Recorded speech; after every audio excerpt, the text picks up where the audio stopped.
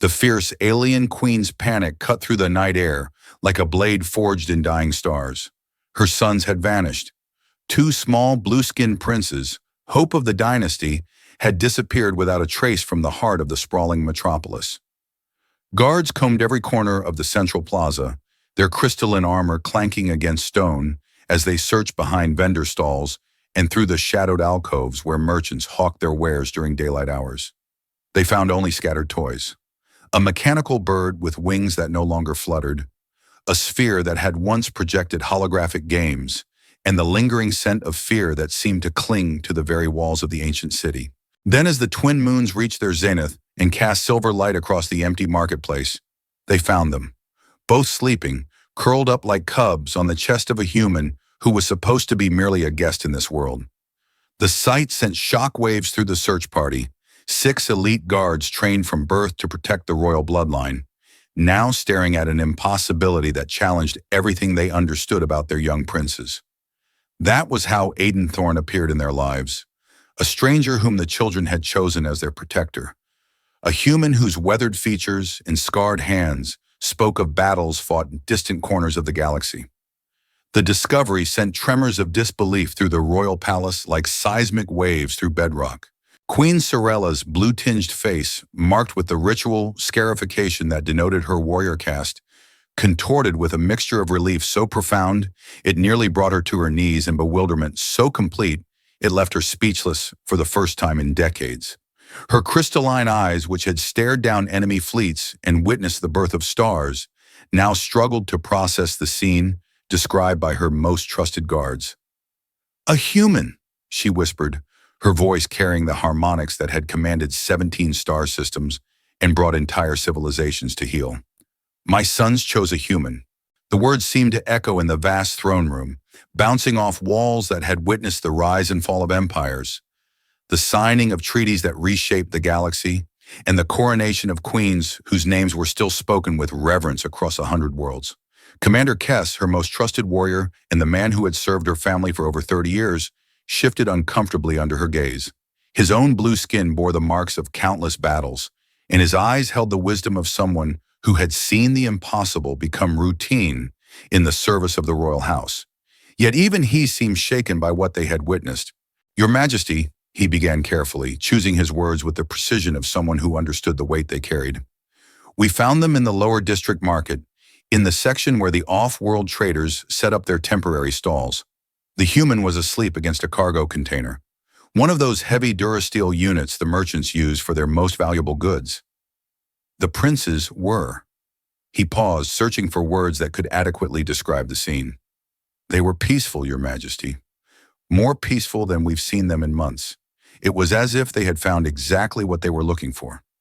Serela's mind raced through possibilities and implications, each more troubling than the last. Her sons, Darian and Elias, had been restless for weeks, their sleep troubled by dreams they wouldn't describe, and their waking hours filled with a nervous energy that no amount of study or play seemed to calm. The palace physicians had examined them thoroughly, finding nothing wrong with their physical health, while the court advisors had suggested everything from dietary changes to increased security as potential solutions. None of their recommendations had helped. Now it seemed the boys had solved their own problem by seeking out a complete stranger, and not just any stranger, but a member of the species that had been the source of so much controversy and debate in recent council sessions. The human expansion into this sector of the galaxy had been rapid and aggressive, their technology inferior, but their determination seemingly limitless. Many of Serela's advisors viewed them as a threat to the established order, while others saw them as potential allies against common enemies. "Tell me about this human," she commanded, her voice regaining its usual authority as years of leadership training reasserted itself. "Everything you observed." Kess straightened, falling into the formal reporting posture that protocol demanded. "Male, approximately 35 standard years by human reckoning, height consistent with their species average, multiple scars visible on exposed skin, defensive patterns suggesting close-quarters combat experience. Clothing indicates he's traveled extensively, with materials from at least 4 different worlds. His hands." Kess paused, a slight frown creasing his blue features.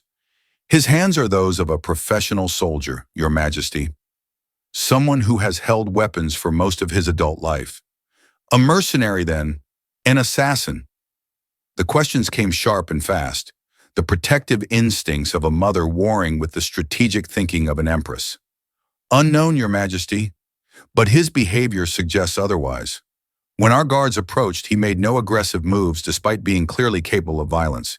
He seemed more concerned with ensuring the princes weren't startled by our sudden appearance than with his own safety. And Kess hesitated again, then forged ahead. The princes showed no fear of us while in his presence.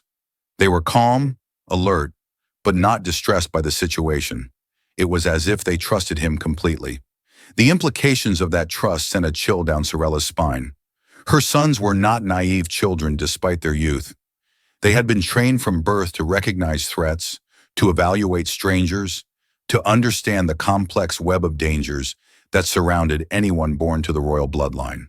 For them to extend such complete trust to an unknown human suggested either a catastrophic failure in their education or something far more significant. "Bring them all to me," she commanded, her voice carrying the weight of absolute authority. "Immediately, and ensure that word of this doesn't spread beyond those already aware. The last thing we need is for the court to learn that the heirs to the throne were found sleeping in the arms of an alien before we understand what it means." The journey back to the palace was a study in contrast and carefully maintained tension. Aiden Thorn walked between the royal guards with the easy confidence of someone accustomed to dangerous situations, his weathered human features betraying nothing of whatever thoughts might be running through his mind. He moved with the precise economy of motion that marked career soldiers throughout the galaxy. No wasted energy, no unnecessary gestures, but a constant awareness of his surroundings that never quite seemed to relax. His dark hair, streaked with premature gray that spoke of stress and hardship, caught the artificial lights of the transport corridor in ways that emphasized the lean angles of his face. Scars crisscrossed his exposed forearms like a roadmap of conflicts survived, some thin and precise, others broader and more ragged, telling stories of battles fought with everything from vibroblades to primitive steel. His clothing was practical rather than fashionable, designed for durability and freedom of movement rather than making any kind of social statement. But it was his eyes that drew the most attention from the guards escorting them, brown eyes that seemed to catalog every possible threat, every potential exit, every tactical advantage or disadvantage their route offered. They were the eyes of someone who had learned to expect danger from any direction and had survived long enough to become very good at spotting it before it became fatal. The two young princes, Darian and Elias, walked beside him without any sign of the escort being necessary. Their blue skins seemed to shimmer with an inner light in the corridor's illumination, and their large, luminous eyes held an intelligence that had unnerved palace staff since their early childhood. Children they might be chronologically, but royal blood ran in their veins like liquid starlight, and already they carried themselves with a dignity that would have been impressive in beings twice their age. Darian, the older of the two at 8 standard years, bore the more serious demeanor that often came with the burden of being heir to the throne. His movements were controlled and purposeful, a smaller echo of the regal bearing that had made his mother famous throughout known space. Yet when he looked at Aiden, there was something in his expression that the guards had never seen before, a relaxation, an ease, as if some tension he'd been carrying for months had finally been released. Elias, 2 years younger, but no less impressive in his own way, seemed to bounce slightly as he walked, his natural exuberance barely contained by royal protocol. His eyes darted constantly between his escort and the human walking beside them, and occasionally he would reach out to touch Aiden's hand or arm, as if reassuring himself that this strange new presence in their lives was real. "Why aren't you afraid?" Darian asked suddenly, his voice carrying the clear pronunciation that had been drilled into him by years of private tutoring. Aiden glanced down at the boy, noting the genuine curiosity in the question. "Should I be?" "Everyone is afraid of Mother," Elias piped up, his voice smaller but no less serious than his brother's. "She commands fleets that could turn entire planets to glass. She destroys enemies that entire systems couldn't defeat. She's the most powerful person in this part of the galaxy." "Fear is a choice," Aiden replied simply, his voice carrying the flat certainty of someone stating an obvious fact. "I've seen worse than angry queens." The guards exchanged glances at this casual dismissal of their sovereign's reputation, but somehow it didn't feel like disrespect. It felt like honesty delivered without malice or boasting, the simple statement of someone who had genuinely faced terrors that made even royal displeasure seem manageable by comparison. "What could be worse than mother when she's angry?" Darian asked, his curiosity clearly piqued by this human who seemed immune to the aura of power that made grown warriors tremble. Aiden was quiet for a moment, his thoughts clearly turning to memories that weren't entirely pleasant. "Children who don't have anyone to protect them," he said finally. "That's worse than any angry queen." The simple answer seemed to satisfy both boys, though it raised new questions in the minds of their escort. What kind of life had this human lived that he could make such a comparison with such certainty? The royal palace of Aerolis stretched before them, like a monument to the power and artistry of an ancient civilization that had mastered both war and beauty. Crystalline spires that seemed to claw at the violet sky rose from foundations that had been laid when humans were still learning to work iron, their surfaces covered with intricate patterns that told the history of the Aerolian Empire in flowing script that seemed to shimmer and change as the viewer's angle shifted. The walls themselves pulsed with gentle bioluminescent patterns, not merely decorative, but functional displays that conveyed information about everything from the current security status to the emotional state of the palace's primary inhabitants. Tonight, those patterns ran in deep blues and purples, colors that indicated high stress and elevated alert levels throughout the complex. Gardens filled with blue-leaf trees whispered secrets in the wind, their alien foliage rustling with sounds that almost seemed like words in a language older than recorded history. Fountains carved from single massive crystals sent arcs of luminescent water dancing through the air in patterns that defied gravity and conventional physics, while pathways made from stones that had been polished by a million royal footsteps wound between flower beds that bloomed in colors that had no names in any human language. But Aiden's attention was focused entirely on the woman waiting for them in the Great Hall, and the moment he saw her, he understood why everyone was afraid of Queen Serela. She stood 7 feet tall in her ceremonial armor, her blue skin marked with the intricate scarification that told the story of her rise to power in symbols that only other warriors could fully read. Each mark had been earned in battle. Each pattern represented a victory that had cost blood and lives to achieve. Her hair, midnight black, shot through with silver threads that caught the light like captured starbeams, fell to her shoulders in elaborate braids adorned with metals that had been taken from the weapons of defeated enemies. The armor she wore seemed grown rather than forged, its organic curves following the lines of her body while providing protection that could turn aside energy weapons capable of leveling buildings. It pulsed with the same bioluminescent patterns as the palace walls, but hers showed deep reds and golds, colors that indicated battle readiness and the kind of controlled fury that could reshape star systems when properly directed. But it was her eyes that truly marked her as dangerous. Crystalline blue with depths that seemed to contain entire galaxies, they held the kind of intelligence that could calculate the economic impact of a trade war while simultaneously planning the tactical deployment of fleets across multiple star systems. These were eyes that had seen the birth of supernovas and the death of civilizations, that had negotiated treaties with species that communicated through color changes and declared war on others with nothing more than a gesture. "So," she said, her voice carrying the harmonics that made Aerolian speech sound like music even when delivering threats, "you are the human who stole my children."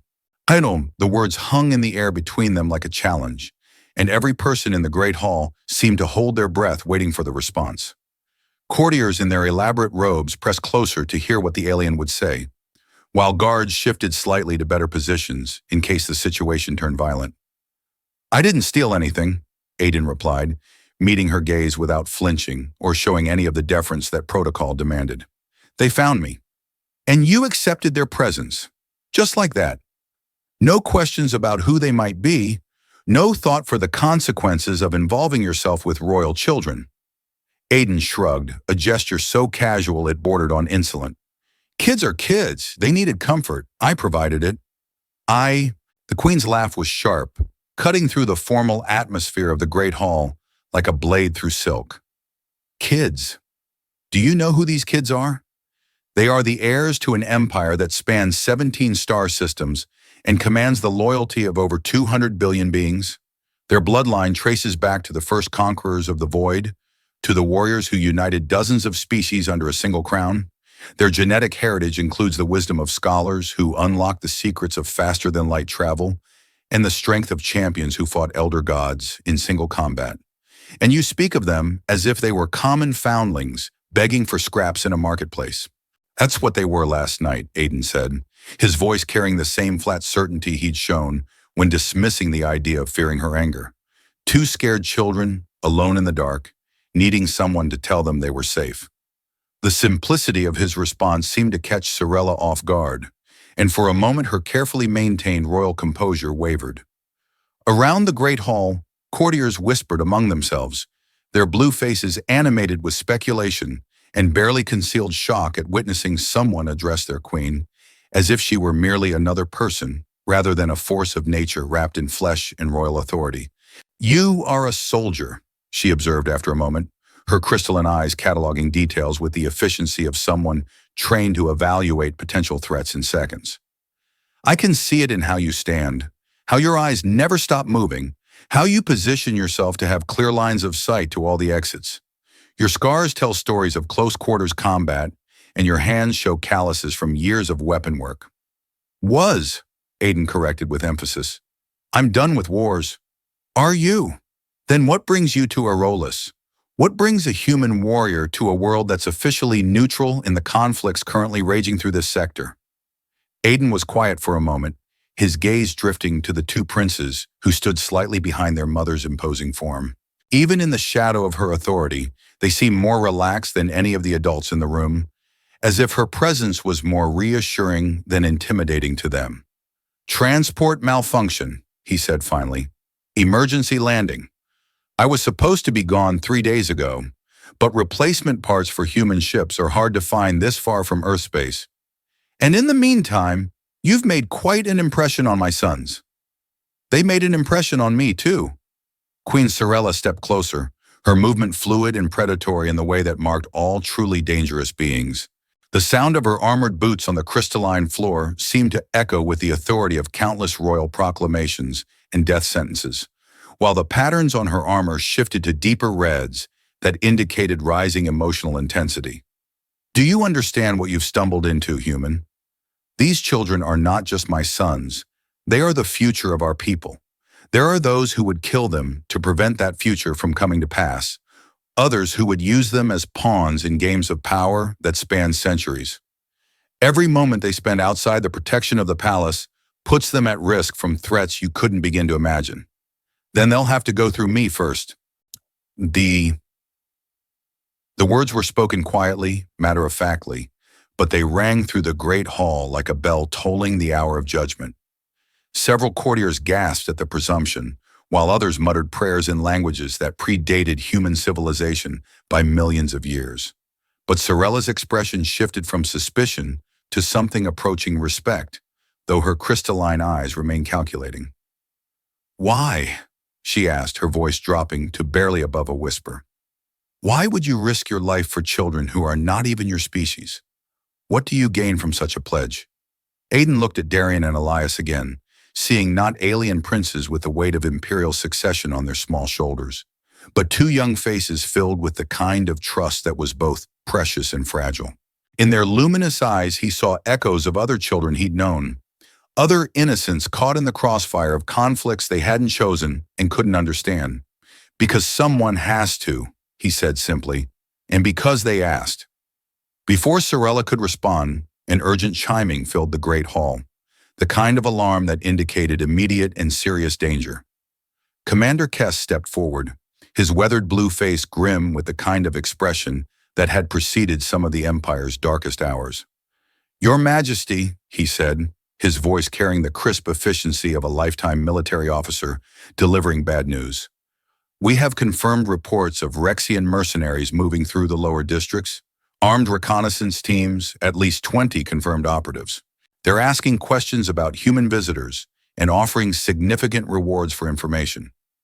The Queen's expression hardened instantly, her features shifting from maternal concern to the cold calculation of a military commander facing a threat to everything she held dear. How many? 20 confirmed, but our sources suggest they may have as many as 50 additional personnel in reserve positions throughout the city. They're well-equipped and moving with military precision.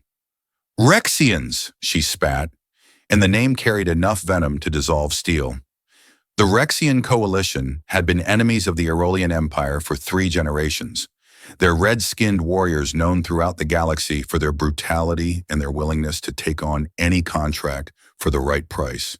They were the kind of mercenaries who would burn down an orphanage if someone paid them enough, and they had no concept of honor or mercy when it came to completing their assignments.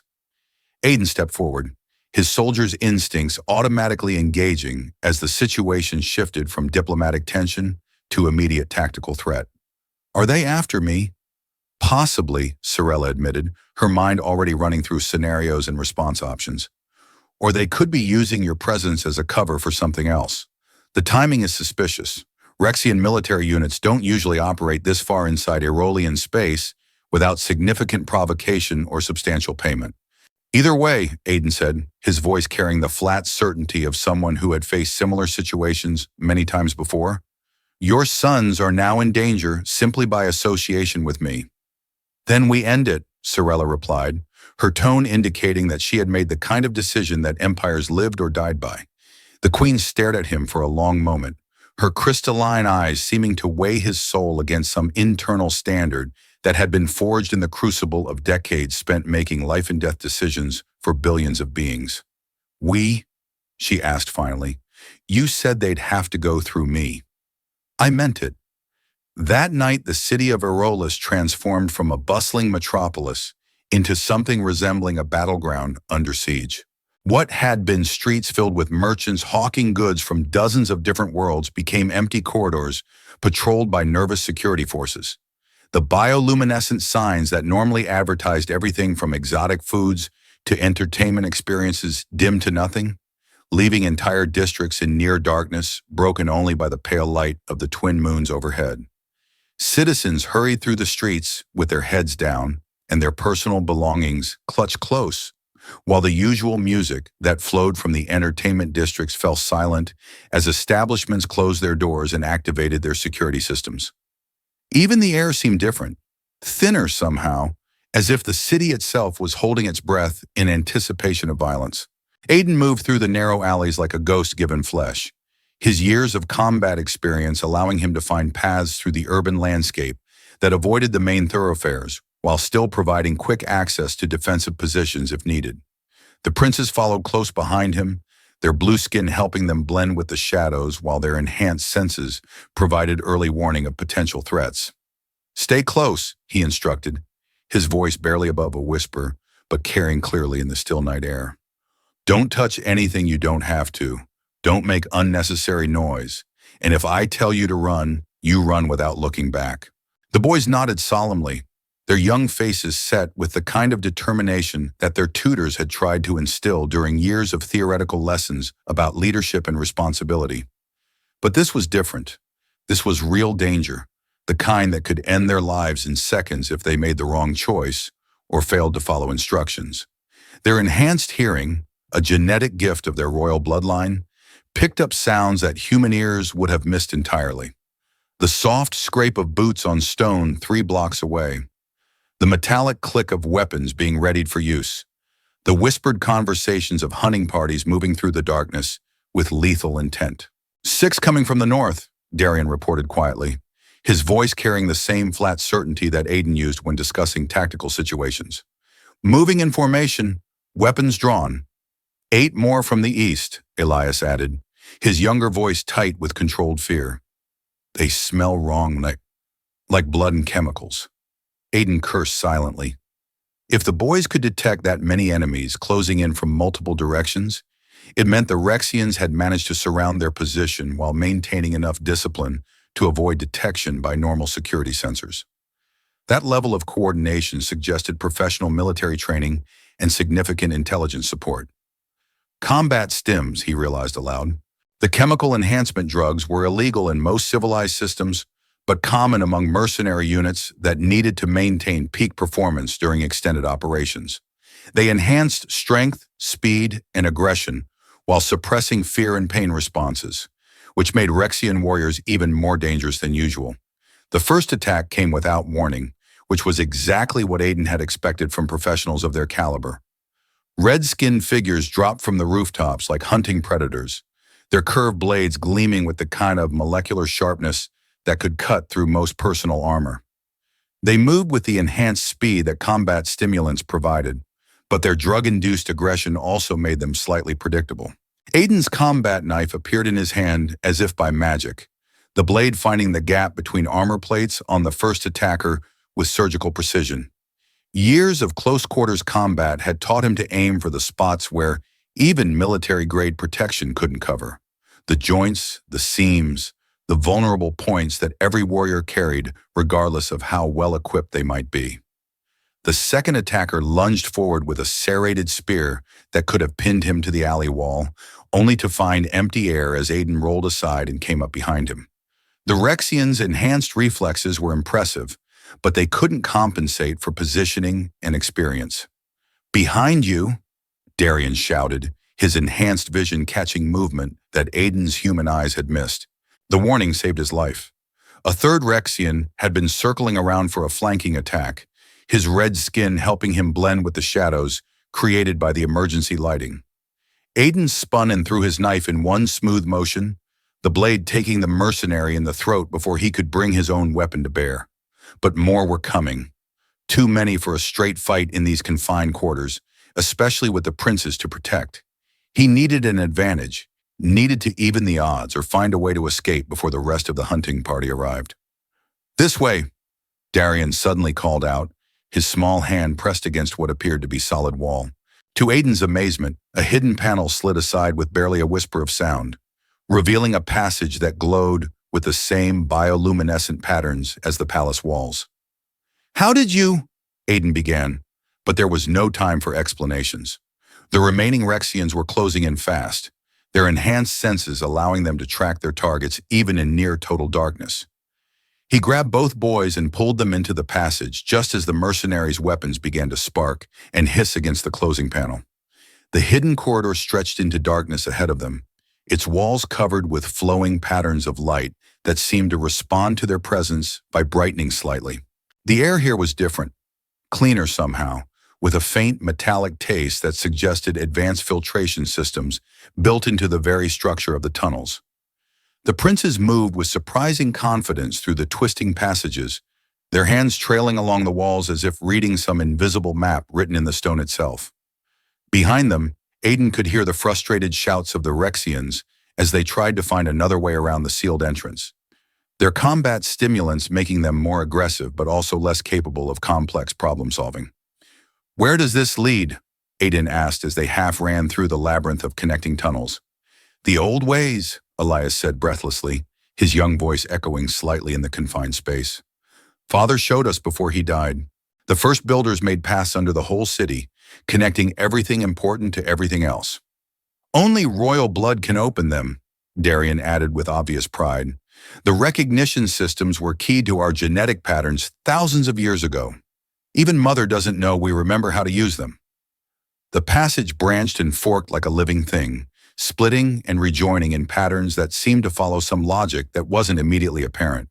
But the boys navigated it with instinctive certainty, their inherited knowledge guiding them through routes that had been designed to confuse and disorient any unauthorized users.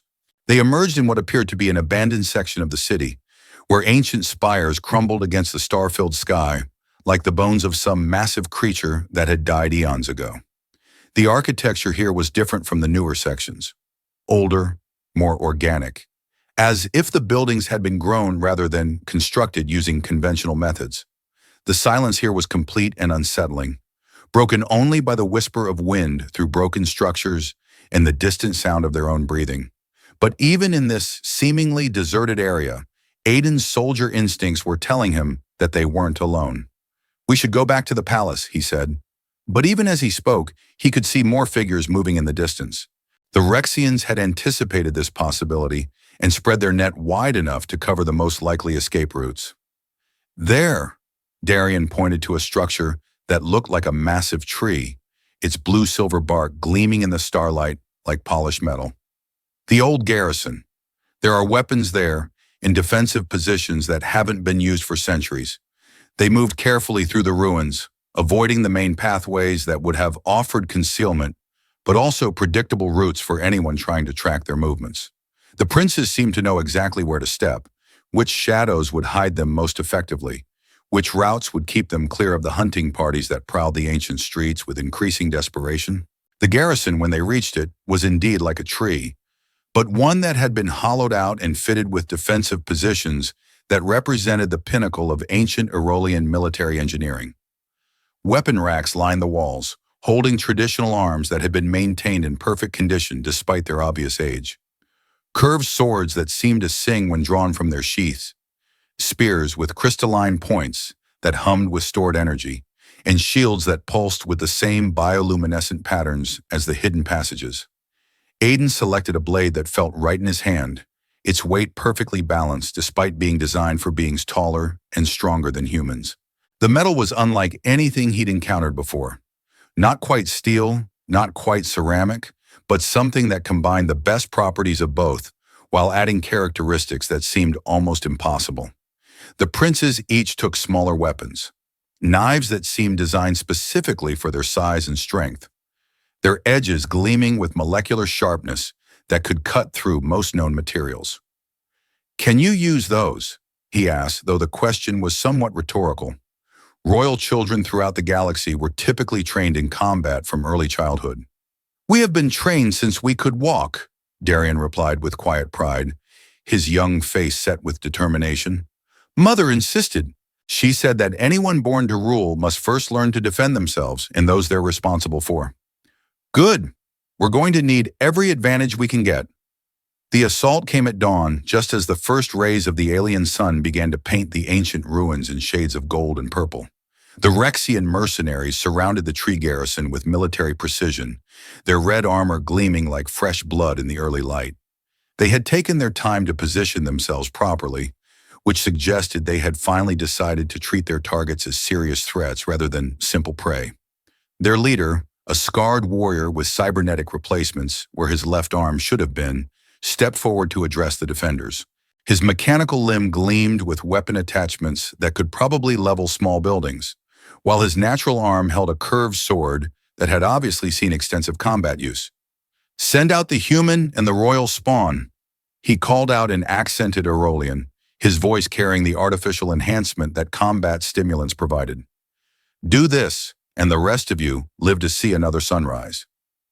Aiden checked his weapons one final time, the ancient Aerolian blade feeling surprisingly familiar in his grip despite its alien design.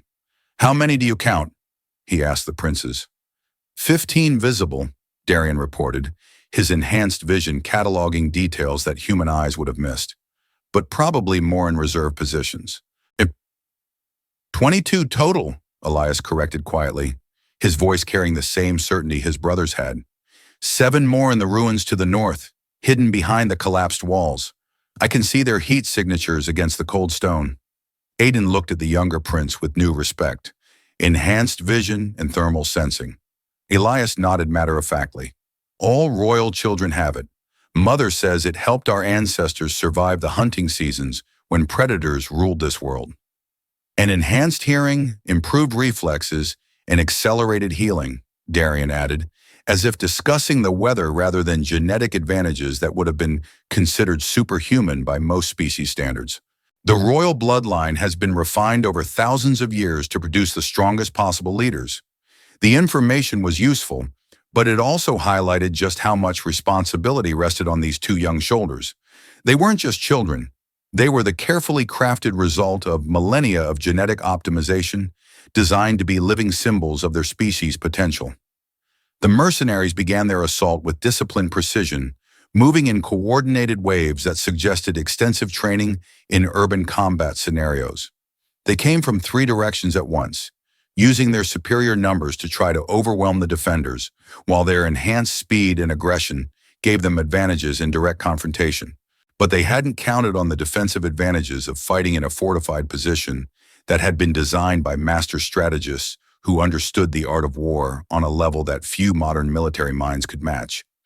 The tree garrison had been built to allow small numbers of defenders to hold off much larger attacking forces, and its ancient systems were still functional despite centuries of neglect. Aiden met the first wave at the main entrance, his borrowed blade singing through the air as it carved through Rexian armor like paper. The alien weapon was lighter than human steel but somehow stronger, its molecular structure allowing it to maintain an edge that could cut through materials that would have dulled conventional swords in seconds. Behind him, the princes fought with a skill that would have been impressive in adult warriors, their smaller weapons finding the gaps that larger blades might miss. Their enhanced reflexes allowed them to move faster than their attackers expected, while their genetic advantages gave them stamina that seemed inexhaustible. The battle raged for what felt like hours, but was probably only minutes, the confined space filling with the sounds of clashing weapons and the chemical smell of combat stimulants burning through Rexian bloodstreams. Bodies fell on both sides, and the blue-silver bark of the tree fortress became stained with red and blue blood alike. But gradually the tide began to turn in favor of the defenders. The Rexians had expected to face a single human and two children, not realizing that they were actually confronting a seasoned combat veteran and two young beings who had been genetically designed to be superior warriors. When their losses mounted beyond acceptable limits, they began to withdraw in good order, rather than waste more lives on what was clearly a failed operation. But their leader, the scarred warrior with the cybernetic arm, refused to retreat with his remaining troops. He fought his way through to the main chamber where Aiden waited, his mechanical limbs sparking as servos whined with effort, and his natural arm wielding his curved sword with deadly expertise. "You fight well for a soft skin," the Rexian snarled, his red eyes gleaming with the artificial fury that combat drugs provided. "But you cannot win this war. More of my people come, and they bring weapons that will burn this entire city to ash. Many more." "Then I'll kill them too," Aiden replied without emotion, and struck with the speed that only desperation and absolute commitment could provide. The duel was brief but vicious, a clash between two warriors who had spent their lives perfecting the art of killing other living beings. The Rexian's cybernetic enhancements gave him advantages in raw speed and strength, the mechanical components allowing him to strike faster and harder than biological limbs could manage. But Aiden had decades of experience fighting opponents who were faster and stronger than he was, and he understood that victory often went to the fighter who could think most clearly under pressure rather than the one with the most impressive physical attributes. When it ended, the mercenary leader lay still on the floor, his mechanical arm twitching with fading electrical impulses, while his natural eyes stared sightlessly at the ancient ceiling above. "Is it over?" Darian asked, his young face streaked with blue blood from a shallow cut on his cheek that was already beginning to heal with supernatural speed. "For now," Aiden replied, but his tone carried no satisfaction or relief. "We need to get you back to your mother. This was just a probing attack. They'll send more, and next time they'll come prepared for what they found here." The return journey to the palace took them through parts of Aerolis that Aiden had never seen before, sections of the city that existed in the spaces between official districts and recognized territories. The princes led him along secret routes that bypassed the main thoroughfares entirely, paths that seemed to have been designed by beings who understood that sometimes the most important journeys were the ones that couldn't be observed or tracked. They moved through abandoned market squares where ghostly bioluminescence still flickered in empty stalls that had once sold goods from across the galaxy, past residential districts where blue-skinned families peered nervously from behind security barriers that couldn't quite hide their fear, and along canals where the water glowed with microscopic life that painted swirling patterns in the perpetual twilight. The silence between them was comfortable rather than tense, the kind of quiet that came from shared danger and mutual respect. But eventually curiosity overcame discretion. "Why did you really come to our world?" Elias asked during one of their rest stops, his luminous eyes studying Aiden's face with the directness that children could get away with. Aiden considered the question carefully, weighing honesty against diplomacy and finding that he preferred the former. "I was running," he admitted finally, "from things I'd done, from wars I'd fought, from people I'd killed and the reasons I'd killed them. Were they bad people? Darian asked with the moral certainty that only youth could maintain in the face of complex ethical questions. I thought so at the time, Aiden replied, his voice carrying the weight of experience and regret. But after a while, it becomes hard to tell the difference between justice and revenge, between protecting innocence and serving the interests of whoever's paying your salary. The princes exchanged one of their wordless glances, the kind of communication that siblings develop without conscious thought, a language of shared understanding that didn't require words or gestures. Mother killed bad people too, Elias said finally, his young voice matter-of-fact in the way that children could be when discussing terrible things they didn't fully understand. She says it's the price of keeping good people safe.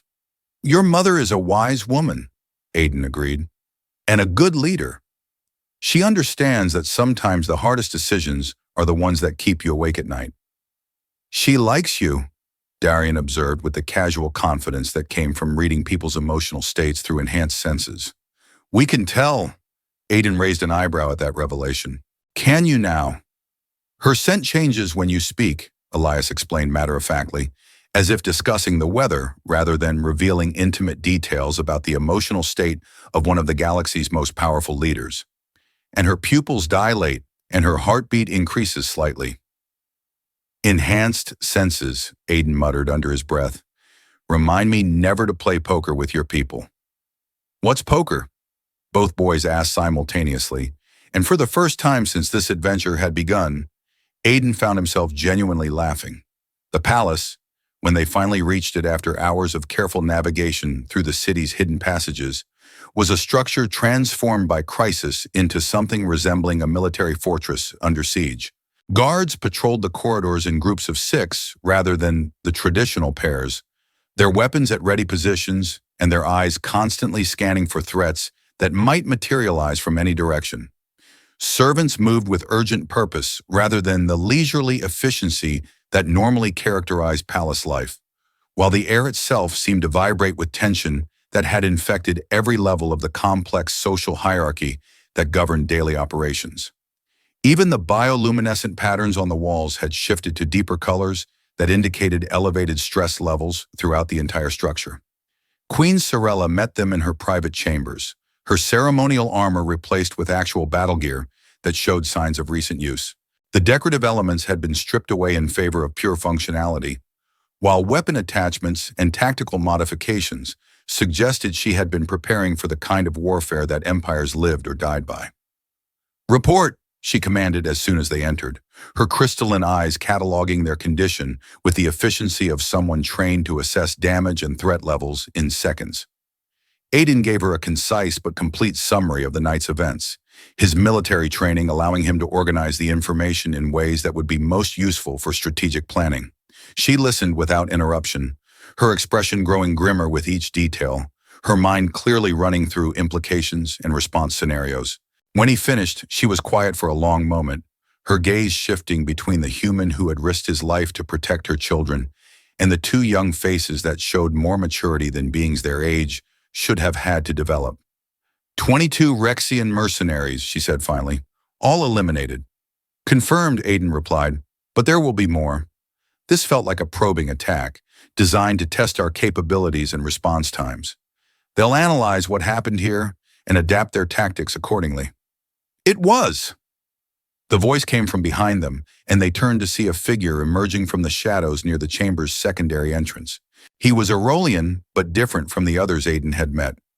Older, more weathered, with scars that told stories of battles fought in dozens of different environments against enemies that most people couldn't imagine. His blue skin had a grayish tinge that spoke of age and hard living, while his eyes held the kind of wisdom that could only be earned through surviving conflicts that had claimed the lives of everyone else who had shared them. He moved with a pronounced limp, and Aiden could see fresh bandages under his battle-worn clothing that suggested recent injuries. Taryn, Queen Serela breathed, her voice carrying a mixture of relief and amazement. You're alive. Barely, the newcomer replied, his voice hoarse with exhaustion and pain.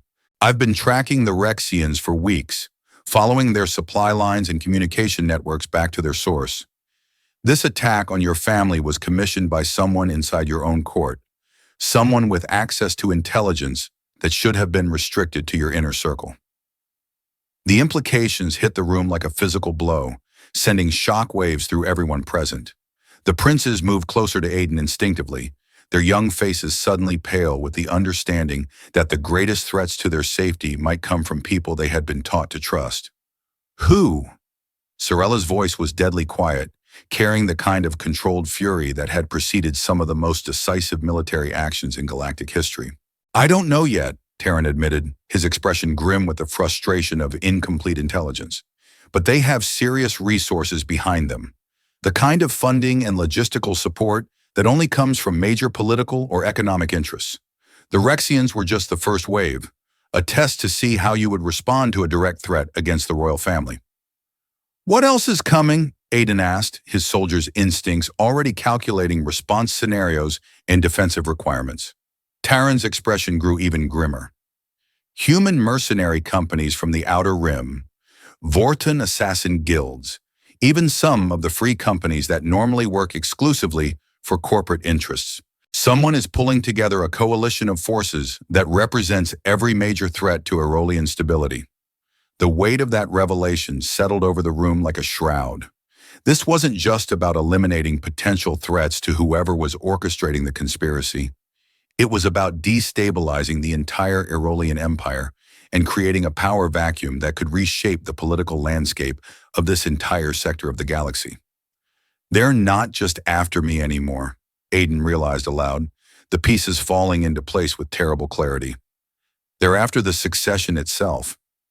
The royal bloodline, Serela whispered, understanding dawning in her crystalline eyes like stars being born in the depths of space. Someone wants to eliminate the direct line of succession entirely. Or control it, Terran suggested with the kind of cynical insight that came from decades of dealing with political conspiracies. A regent ruling in the name of puppet princes would have all the authority of the crown with none of the inconvenience of dealing with independent royal will. That night, as the palace settled into the kind of uneasy quiet that preceded major storms, Aiden found himself walking through the gardens with the two princes beside him. The blue-leaf trees whispered their ancient secrets in the gentle wind, while bioluminescent flowers traced patterns of light across carefully tended paths that had been walked by generations of royalty.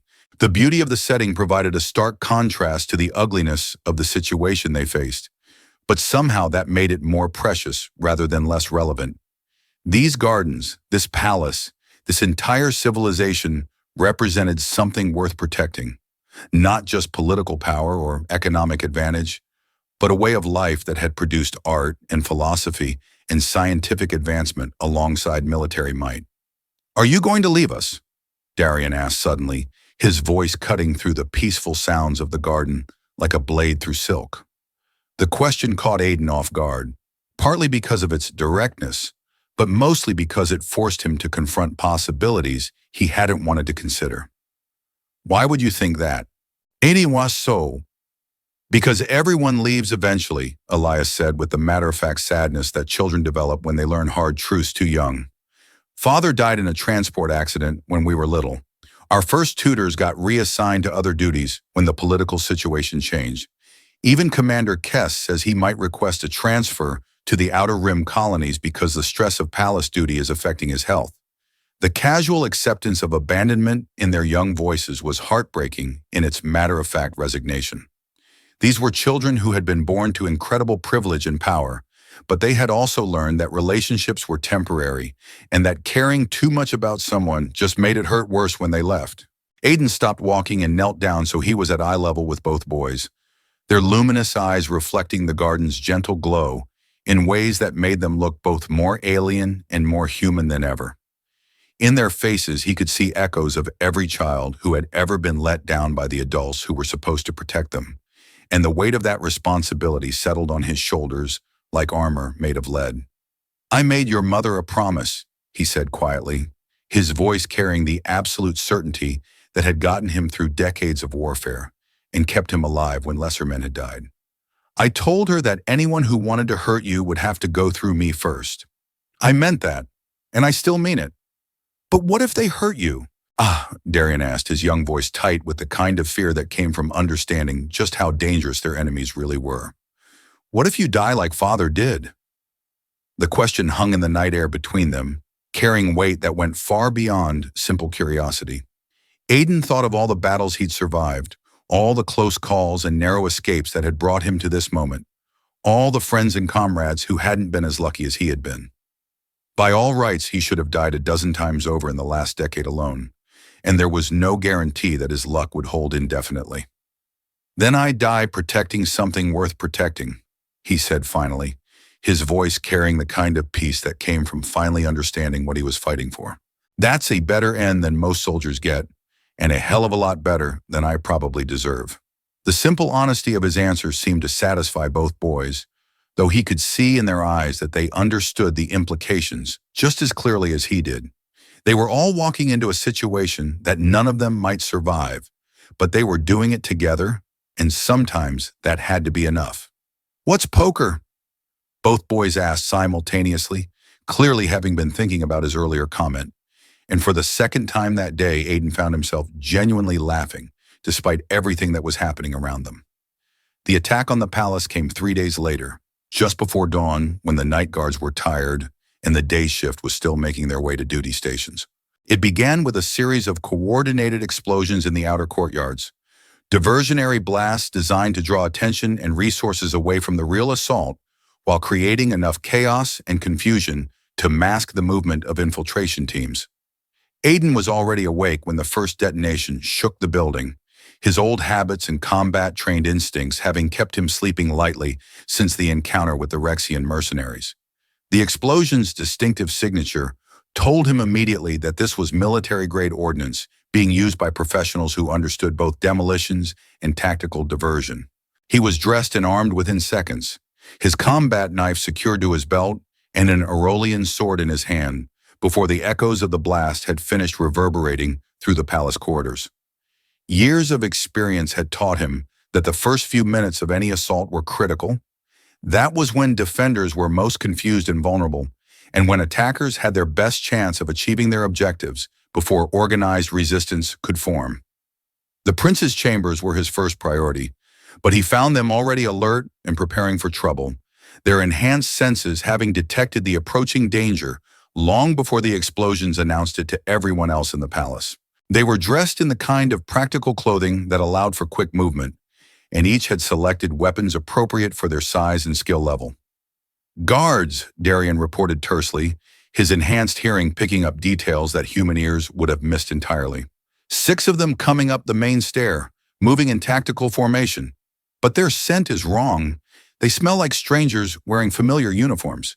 Aiden cursed silently.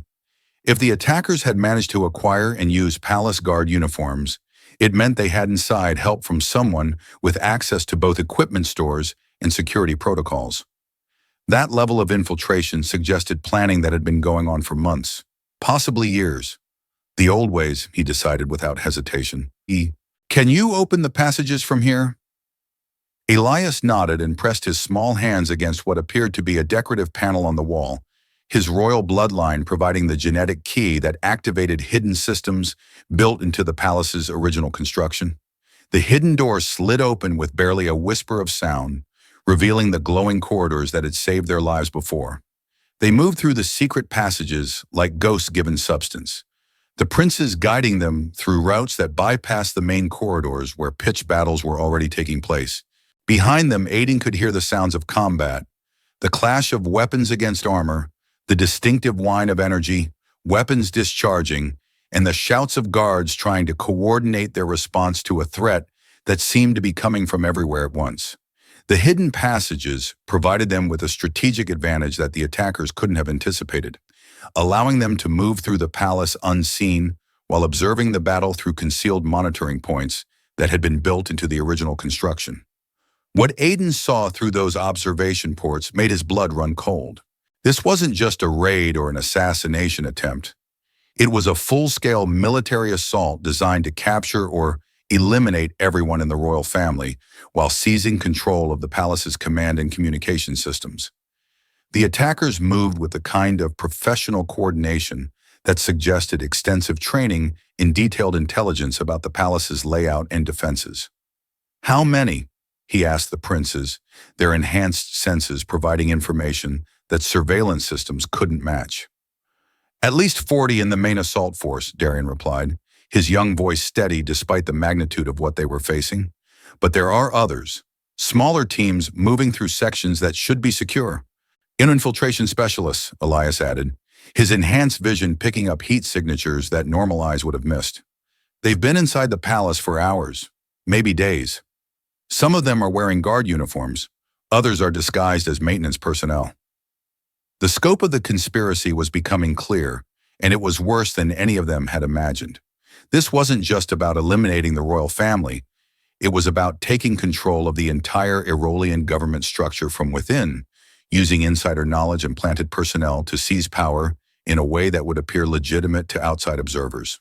They found Queen Serela in her private armory, strapping on the full battle regalia that transformed her from a political leader into the kind of warrior queen that her ancestors had been when they first carved out an empire from the chaos of interstellar conflict. The armor flowed around her like liquid metal, adapting to her movements while providing protection that could turn aside weapons capable of leveling city blocks. "Status report," she commanded, without looking up from her preparations, her voice carrying the kind of controlled fury that had made her reputation throughout known space. "Coordinated assault," Aiden replied, his military training allowing him to organize the information in ways that would be most useful for immediate tactical decisions. "Multiple entry points, extensive inside intelligence, infiltration teams that have been in position for extended periods. They know our layout, our protocols, and our response procedures." "Taryn is investigating the security breaches," she said grimly, her crystalline eyes reflecting the kind of cold calculation that preceded decisive military action. "He estimates that half our security force may be compromised, either through infiltration or corruption." The sound of approaching footsteps echoed through the corridors outside. Too many footsteps moving with military precision and tactical coordination. The attackers had located them despite the concealed nature of the armory, which meant their intelligence was even better than anyone had suspected. "They've found us," Serela observed calmly, her voice carrying the kind of acceptance that came from years of facing impossible odds and surviving through superior skill and determination. "The throne room," Aiden suggested, his tactical experience providing options that political training might have missed. Defensible position, multiple escape routes, and symbolic importance that might make them hesitate to use heavy weapons. "Agreed." The queen moved with fluid grace, her sons falling into formation beside her, with the kind of natural coordination that suggested extensive training. "But we make them pay for every step they take." The fighting retreat through the palace corridors was a running battle that tested every skill Aiden had learned in 2 decades of warfare against opponents who ranged from desperate revolutionaries to professional military forces. The attackers came in coordinated waves, human mercenaries with advanced weapons, Rexian soldiers high on combat stimulants, and figures in dark armor that he couldn't identify but who moved with a kind of enhanced speed and strength that suggested either cybernetic augmentation or alien physiology. They had superior numbers, advanced weapons, and detailed intelligence about the palace's layout and defensive systems. But they were fighting in unfamiliar territory against opponents who knew every secret passage, hidden door, and tactical advantage that centuries of royal paranoia had built into the structure. Queen Serela fought like a force of nature unleashed, her crystalline blade carving through enemy ranks with surgical precision, while her armor's defensive systems turned aside attacks that would have been instantly fatal to unprotected targets. She moved with the fluid grace of someone who had been trained in combat from childhood and had spent decades perfecting her skills in actual battle, rather than just training exercises. The princes, despite their youth and smaller size, moved with deadly efficiency that would have been impressive in adult warriors. Their enhanced reflexes and genetic advantages allowed them to fight at a level that their enemies hadn't anticipated, while their smaller weapons found gaps in armor and defensive positions that larger blades might have missed entirely. But it was Taryn who ultimately turned the tide of battle. The grizzled veteran appeared from a side corridor with a squad of guards who had been verified as loyal, catching the attackers in a crossfire that shattered their coordinated advance and forced them back into defensive positions where their numerical advantage became less decisive. "The traitor is Lord Knox," he reported breathlessly, as the immediate threat was neutralized and the corridors fell into temporary quiet. "I found him in his private chambers using secure communication equipment to coordinate with ships in orbit." "Knox?" Serela spat, and the name carried years of accumulated distrust and political frustration. "I should have known. He's been pushing for reforms to the succession laws for months, claiming that the Empire needs new leadership for a new age." "Where is he now?"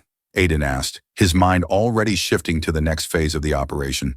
"Barricaded in the main communication center with the last of his hired killers," Taryn replied grimly. "He's trying to signal for extraction while simultaneously attempting to broadcast some kind of manifesto to justify what he's done here." The final battle took place in the heart of the palace's communication center, a vast chamber filled with crystalline arrays that pulsed with information flowing to and from the far reaches of the Empire. The room represented the technological and administrative heart of Aerolian civilization, a place where decisions made could affect the lives of billions of beings across dozens of star systems. Lord Knox had chosen his last stand well. The chamber's importance meant that any significant damage to the communication equipment could cripple Aerolian coordination and administration for months, giving his co-conspirators time to consolidate control in other parts of the Empire, while the central government struggled to re-establish contact with distant colonies and military units. He stood behind a barricade of overturned furniture and disabled equipment, his blue face twisted with the kind of desperate fury that came from watching carefully laid plans collapse into chaos. Around him, the last of his mercenary force waited with weapons trained on the entrances, their professional discipline barely containing the knowledge that they were facing a battle they probably wouldn't survive. "You cannot stop what has already begun, Serela," he called out as the royal forces took positions around the chamber's multiple entrances, his voice carrying the artificial enhancement that desperation and stimulants could provide. "The old ways are dying, and your hidebound traditions with them. This empire needs new leadership for a new age. And mighty one. The only thing that needs to die here is your ambition," the queen replied coldly, her armor gleaming in the light of the communication arrays while her crystalline blade hummed with barely contained energy. The sight of her in full battle regalia was impressive enough to make seasoned mercenaries take involuntary steps backward. "You think you can preserve this anachronistic monarchy forever?" Knox snarled, his political desperation driving him to continue arguing, even when tactical considerations should have demanded silence. "The galaxy is changing, Serela. Humanity is expanding, new technologies are making old hierarchies obsolete, and your sons represent everything that's holding us back." "My sons represent the future," Serela replied with absolute certainty, "a future that you'll never live to see." The battle was brief but intense, professional soldiers clashing in a space that was never designed for combat, but which had become the focal point for the fate of an entire civilization. Knox's mercenaries were skilled and well-equipped, but they were outnumbered and fighting in a position that offered limited cover while facing opponents who had every reason to fight with desperate determination. When the smoke cleared and the last echoes of weapons fire faded into silence, only Knox himself remained alive among his forces, bleeding from a dozen wounds but still defiant in the face of certain death. His blue skin had taken on a grayish pallor that suggested serious internal injuries, while his eyes held the kind of fanatical certainty that made him dangerous even in defeat. "You think you've won?" he gasped as Taryn's guards moved to secure him, his voice barely above a whisper, but still carrying enough venom to dissolve steel. "This is just the beginning, Serela. There are others who see what I see, that your rule is coming to an end, whether you accept it or not." "Then they can join you in exile," the queen replied, her voice carrying the kind of final authority that had ended wars and reshaped star systems, "or in death if they prefer martyrdom to wisdom." But even as the immediate crisis passed, and the palace began the process of securing itself against further threats, Aiden could see the shadows of doubt and concern in Serela's crystalline eyes. Knox might have been captured and his immediate conspiracy crushed, But his words carried the weight of truth about larger forces and longer-term trends that couldn't be defeated with swords and battle tactics. This had been just one threat among many that were gathering in the darkness beyond the Empire's borders, and there would be others, perhaps more subtle, certainly more dangerous, and definitely better prepared for the kind of resistance they had encountered here.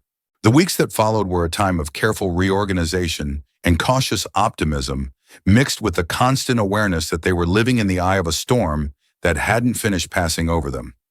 The palace security forces were purged and rebuilt from the ground up, with Taryn taking personal responsibility for vetting every guard, servant, and staff member who would have access to the royal family. New protocols were established, old systems were updated or replaced entirely, and the entire structure of palace operations was redesigned to prevent the kind of infiltration that had nearly succeeded in destroying everything the Aerolian Empire represented. It was exhausting work that required constant vigilance and attention to details that most people would have considered trivial, but which could mean the difference between life and death for the royal family. The princes resumed their studies, but now their education included advanced tactical training, survival skills, and the kind of practical knowledge that young royalty normally wouldn't need until they were much older and more experienced. They learned to identify threats, to move through hostile environments, and to make the kinds of life and death decisions that their bloodline might require them to face at any moment. For Aiden, it was a period of unexpected adaptation and growing acceptance of a role he had never sought, but which seemed to fit him better than anything he had done before. What had begun as a simple matter of protecting two lost children had evolved into something far more complex and meaningful, a place in a society that was alien to him, but which had somehow become home in ways that his own species had never managed to provide.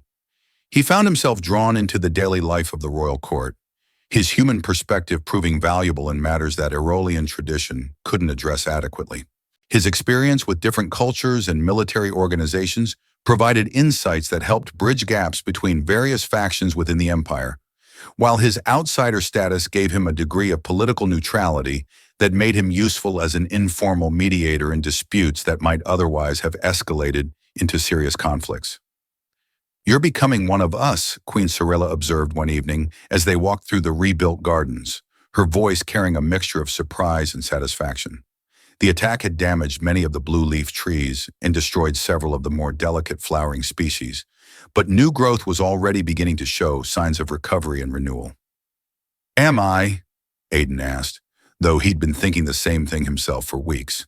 Hearing it from her made it seem more real and more permanent than his own internal observations had suggested. "The boys certainly think so," she continued, her crystalline eyes reflecting the gentle light of bioluminescent flowers that were slowly returning to their full glory. "They've started referring to you as their guardian brother in the ancient tongue, a relationship that hasn't existed in our culture for over 1,000 years. The revelation surprised him more than he cared to admit. The ancient Aerolian concept of guardian brotherhood was something he'd encountered in historical texts during his efforts to understand the culture he was now part of, but he hadn't realized that the princes viewed their relationship in such formal terms. "And what do you think?" he asked, genuinely curious about her perspective on a situation that was unprecedented in recent Aerolian history.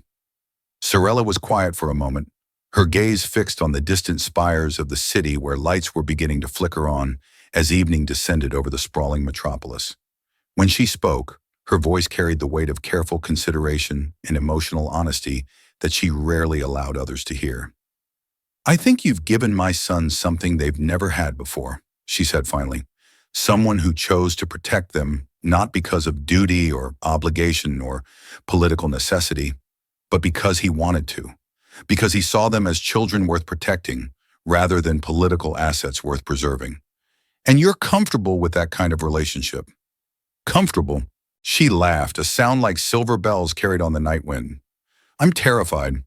The bond you formed with them makes them vulnerable in ways that traditional royal protocol was designed to prevent. But I'm also grateful, because it's given them something that no amount of political maneuvering or military protection could provide: the knowledge that someone cares about them as individuals rather than symbols." That night, as had become their habit over the weeks since the palace attack, The two princes found their way to Aiden's quarters as bedtime approached.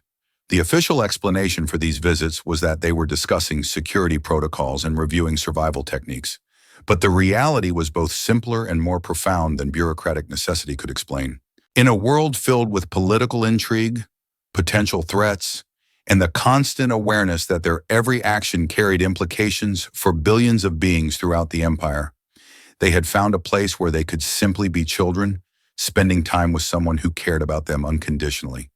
It was a luxury that most royal children throughout galactic history had never been able to experience. "Tell us about Earth again," Darian requested, as he settled against Aiden's side with the casual familiarity that had developed between them over weeks of shared danger and growing trust. It was a common request. The boys were endlessly curious about their guardian's home world and the species that had produced him. "What do you want to know this time?" Aiden asked, though he was already mentally reviewing the stories and descriptions that he hadn't shared with them yet. "Everything," Elias said promptly, his young voice carrying the kind of enthusiasm that could only come from genuine curiosity. "The oceans that are different colors depending on the light, the animals that don't glow in the dark, the wars that were fought with primitive weapons before your people learned to travel between stars. All of it." So Aiden told them stories of blue seas that stretched beyond the horizon under skies that were only one color at a time, of forests filled with green trees that didn't whisper secrets or pulse with bioluminescent patterns. He described creatures that relied on biological camouflage rather than natural luminescence, cities that sprawled across continents without ever leaving the surface of a single world, and conflicts that were fought with steel and gunpowder rather than energy weapons and combat stimulants. He told them about human civilization's journey from a single planet to a star-spanning presence that was still expanding into territories that had never known their kind, about the mistakes and achievements that had shaped his species' development, and about the dreams and ambitions that drove humans to explore places where they might not be welcome. "Do you miss it?" Darian asked when the stories wound down into comfortable silence, his young voice carrying genuine concern for the answer. Aiden considered the question carefully, weighing honesty against diplomacy and finding that he preferred the truth even when it was complicated. "I miss some of it," he said finally, "but I've found things here that I never had back home." "Like what?" both boys asked simultaneously, their synchronized curiosity making him smile. "Like a reason to fight that doesn't involve killing people," he replied after a moment of reflection. "Like people who matter more than the mission or the paycheck or the political objectives. Like a place where I'm valued for who I am rather than what I can do to other people."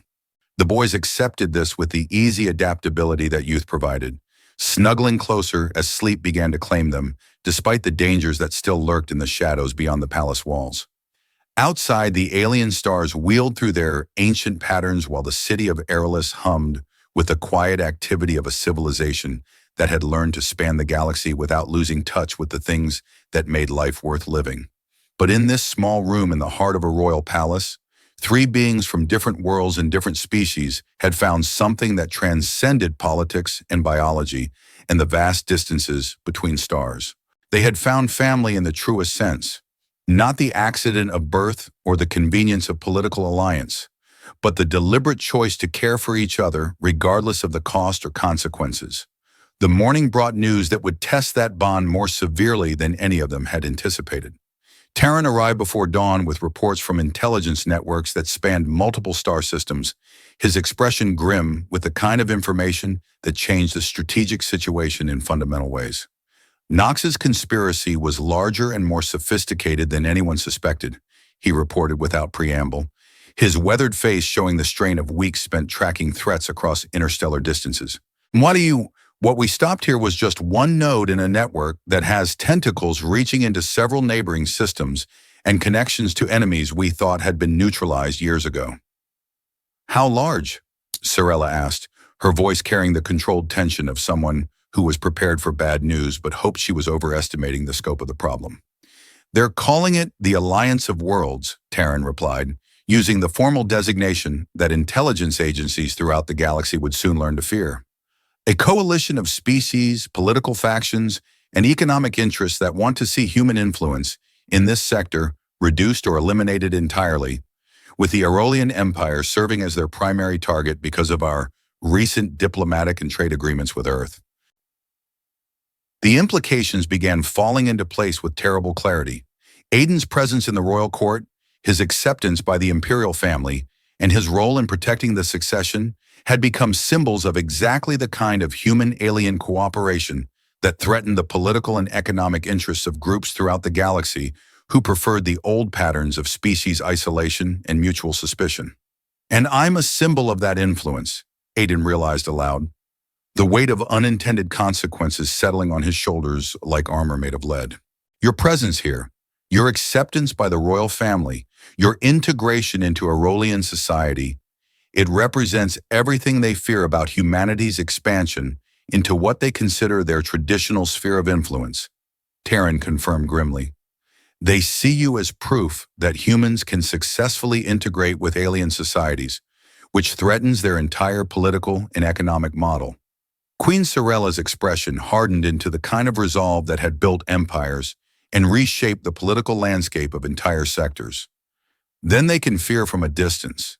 Aiden stays. Your Majesty, Terran said carefully, his voice carrying the diplomatic caution of someone who had spent decades delivering unwelcome news to powerful people. The intelligence we've gathered suggests they're prepared to launch a full-scale assault on Aerolis itself if necessary. Ships, armies, weapons systems that we may not be able to counter effectively. The question we have to ask ourselves is whether one human, however valuable, is worth risking the entire empire and everyone in it. The question hung in the air like a sword suspended by the thinnest of threads, its weight affecting everyone in the room in different ways. Aiden felt the crushing responsibility of it, understood the impossible position it put Serela in, as both a mother who had grown to care for him and a leader whose responsibilities extended to billions of beings who depended on her decisions for their survival and prosperity.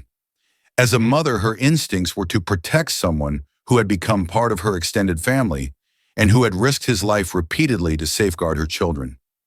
As an empress, she had obligations that transcended personal preferences and individual loyalties, obligations that might require her to sacrifice anything and anyone if the survival of her empire demanded it. Yes, she said simply, her voice carrying the absolute certainty that had made her one of the most respected leaders in known space. He is. The princes, who had been listening silently from their position near the chamber's secondary entrance, exchanged one of their wordless glances before stepping forward in unison. Their young faces were set with the kind of determination that their royal bloodline had been producing for thousands of years, and their voices carried authority that went far beyond their chronological age. We won't let them take him, Darian declared with all the power and conviction that his future position as emperor could provide. He's ours now, and we protect what's ours. Elias nodded agreement, his smaller voice no less certain than his brother's. They want a war over this. We'll give them one they'll never forget. Looking at the three of them, the alien queen with her crystalline eyes blazing with protective fury, the two young princes ready to fight against impossible odds for their chosen guardian, and feeling the weight of their loyalty and trust, Aiden felt something fundamental shift inside his chest. For the first time in years, possibly for the first time in his entire adult life, he wasn't running from something. He was running toward it, toward a future that he wanted to help create and protect. Then we'd better start preparing, he said, his voice carrying the same quiet determination that had gotten him through decades of warfare and brought him to this moment when everything that mattered was finally clear.